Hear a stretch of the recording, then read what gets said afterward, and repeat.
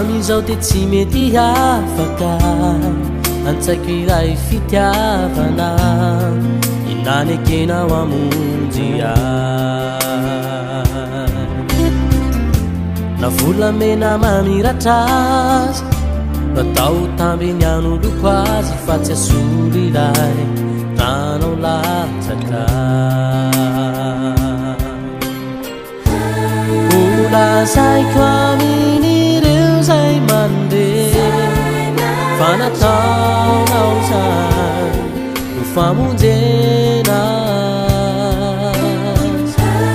ary zao anio de teanama fa ilaiko vony ana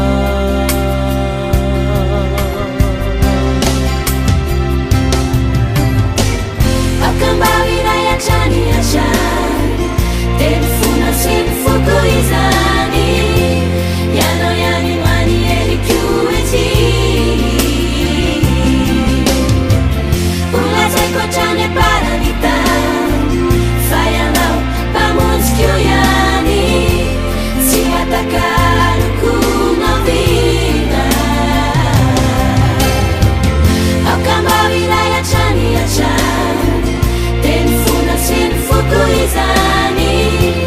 ianao ihany no any eriko ety olazaiko hatrany aparany tany fa ianao mpamonjiko ihany tsy hatakaroko navina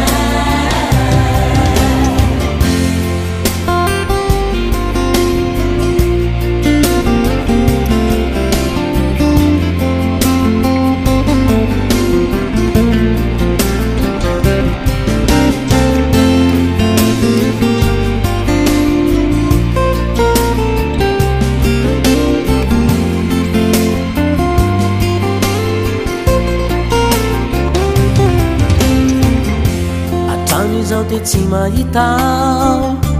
izay mahavitany nataonao ianao tokana miaritra ho ahy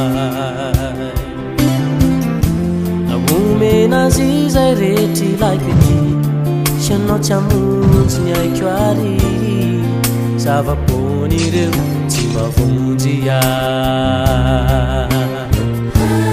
olazaiko amin'ireo zay mandeha farany areny ety